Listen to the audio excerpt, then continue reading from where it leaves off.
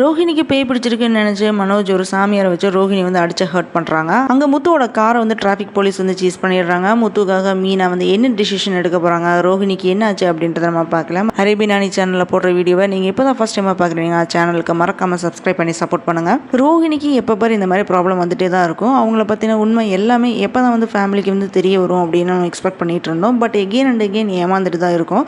கனவுல மீனா வந்து என்னை அடிச்சு தொந்தரவு பண்றாங்க அப்படின்றது ரோஹிணி வந்து அழறாங்க. இதனால ரோஹிணிக்கு வந்து பேய் தான் பிடிச்சிருக்கு அப்படின்னு நினச்சி மனோஜும் விஜயாவும் பார்வதி வீட்டுக்கு வந்து கூட்டிகிட்டு வந்துடுறாங்க. அப்போ அங்கே ஒரு சாமியார் ஒன்று வராரு. அவர் ரோஹிணியை உட்கார வச்சுட்டு ரீசெண்டாக இவங்களோட ரிலேஷன்ஸ் யாராவது இறந்தாங்கட்டா அப்படின்னு வந்து கேட்ட உடனே விஜயா வந்து ஆமாம் ரோஹிணியோட அப்பா தான் இறந்தாரு அப்படின்னு வந்து சொல்லிடுறாங்க.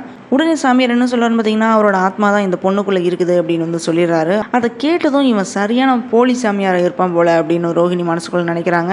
ஆனால் இருந்தாலும் போலி சாமியார் அப்படின்ட்டு வெளியே சொல்ல முடியாமல் ரோஹிணி வந்து சைலண்டாக வந்து உட்காந்துட்டு இருக்காங்க. அப்போ பேயை வந்து விரட்டுறேன் அப்படின்னு சொல்லி அந்த சாமியார் ரோஹிணியோட காலில் வந்து தடியால் வந்து அடிக்கிறாரு. அதனால ரோஹிணி வழி தாங்க முடியாமல் வந்து கத்துறாங்க. ஆனால் சாமியார் என்ன சொல்கிறாருன்னா, இப்படி அடித்தாதான் அந்த ஆத்மா வந்து வெளியில் வரும் அப்படின்னு வந்து சொல்கிறாரு. சொன்னதோடு மட்டும் இல்லாமல் மனோஜ்ட்டையும் ஒரு தடியை ஒன்று கொடுக்குறாரு.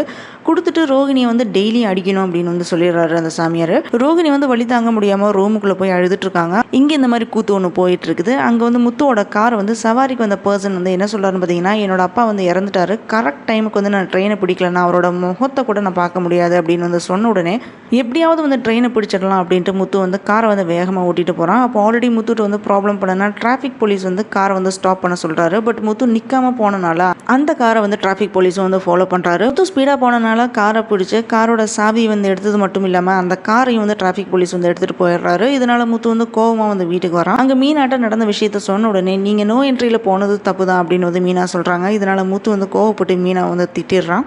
அங்கே ஸ்ருதி வந்து இவங்களோட வெட்டிங் ஆனிவர்சரி வந்து கிராண்டாக செலிப்ரேட் பண்ணணும் அப்படின்ற வீட்டை வந்து பிளான் போட்டுட்டு இருக்காங்க. லாஸ்ட் டைம் முத்துவை காப்பாற்றினா போலீஸ் வீட்டுக்கு வந்து மீனா போகிறாங்க. அங்கே போய் போலீஸோட வைஃப் கிட்ட வந்து நடந்த விஷயத்தை எல்லாமே சொல்லி ஹெல்ப் பண்ணுங்க அப்படின்னு வந்து மீனா வந்து கேட்டுட்டு இருக்காங்க. இப்படி தான் வந்து எபிசோட் வந்து முடிஞ்சிருக்கு.